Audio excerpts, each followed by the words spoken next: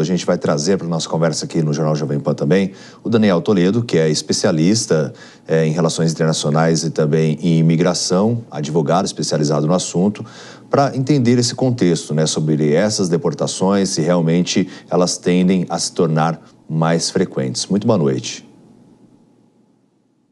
Boa noite, David. É um prazer estar aqui com vocês. Bom, em relação às deportações, agora esse avião, né, que deve chegar hoje à noite aqui no Brasil, trazendo, como a gente trouxe a informação, cerca de 90 brasileiros, mais de 150 pessoas no total, quase 160 pessoas a bordo. Realmente, de fato, parece que o Donald Trump está cumprindo aquilo que prometeu durante a posse. A posse, lembrando, foi na segunda-feira e hoje nós estamos na sexta, em menos de uma semana, a primeira deportação de brasileiros e também outros estrangeiros. É verdade. Aí nós temos que, como o Vilela falou agora há pouco, eu concordo totalmente com ele, nós temos que entender que existe aí toda uma questão midiática para desencorajar as pessoas a continuarem vindo aqui para os Estados Unidos. Se nós formos fazer uma análise matemática, o número ainda é muito pequeno. Se você pegar, nos últimos 3 dias foram presas 500 pessoas, se você fizer isso vezes 100, para nós termos uma ideia aí até o final do ano, nós estamos falando em 50 mil pessoas. 50 mil pessoas não chega nem aos pés do que o Donald Trump deportou no primeiro ano do primeiro mandato dele. Então, quer dizer, é muito mais midiático, o efeito é muito mais moral de demonstrar não venham porque não vão entrar e quem está dentro nós vamos atrás para retirar do que efetivamente nós termos aí aqui nos primeiros dias realmente algo muito mais agressivo do que realmente já existiu no primeiro mandato do Donald Trump. Os números são obviamente expressivos, estão sendo colocados na mídia, inclusive as imagens que hoje foram do avião foram liberadas pela própria Casa Branca, pela própria assessoria de imprensa da Casa Branca, com a intenção de mostrar exatamente o que o Vilela disse. Nós queremos que as pessoas se desencorajem de vir ilegalmente para os Estados Unidos. Agora, em relação também às pessoas que querem ir aos Estados Unidos, deve mudar alguma coisa nesse contexto? Eu não acredito que não. Faz 22 anos que eu trabalho com imigração para os Estados Unidos e não vejo nenhum tipo, nem sequer de sinalização nesse sentido. No primeiro mandato, Donald Trump tinha sinalizado que ele queria cortar alguns vistos. O H, por exemplo, que agora ele está querendo aumentar as cotas de H. No primeiro mandato, em 2018, ele inclusive colocou uma suspensão dos vistos H por 6 meses.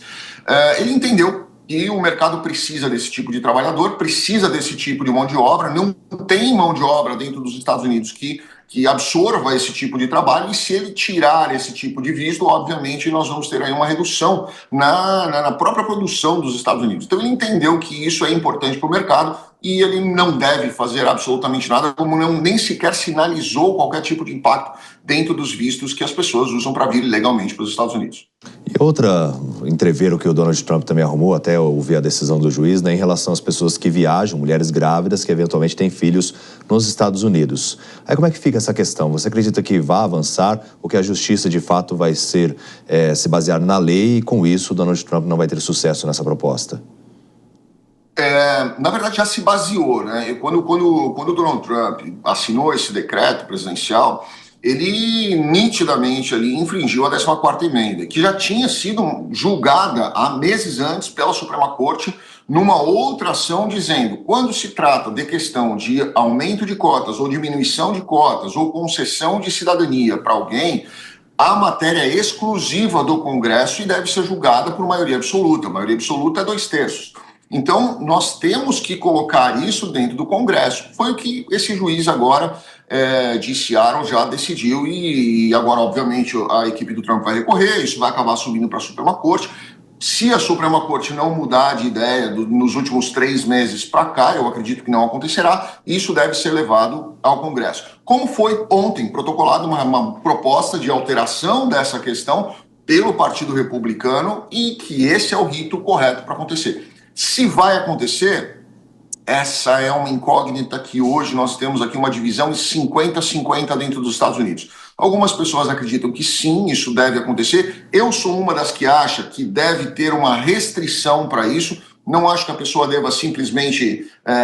se você é filho de cidadão americano, se você é filho de green card holder, ok. Mas se você está aqui dentro de um visto de trabalho, muitas vezes você não tem como sair para o seu filho para sua mulher dar à luz no seu país de origem, né? Então eu acho que isso tem que ser interpretado de uma forma mais ampla, porém deve sim restringir, porque tá sim a casa da mãe Joana e infelizmente a gente tem visto muitas pessoas, e eu não estou me referindo a brasileiros, eu estou me referindo basicamente a indianos e chineses que vêm para cá em grande quantidade, porque eles têm um delay muito grande na concessão de vistos e green cards, eles vêm para cá, têm um filho, voltam para o país deles e acaba esperando que os filhos possam passar para eles um green card depois dos 21 anos. Tá certo, Daniel Toledo, advogado especializado em relações internacionais e imigração, com quem nós conversamos ao vivo. E agradeço a participação aqui no Jornal Jovem Pan. Muito obrigado, um grande abraço e excelente final de semana. Para você também.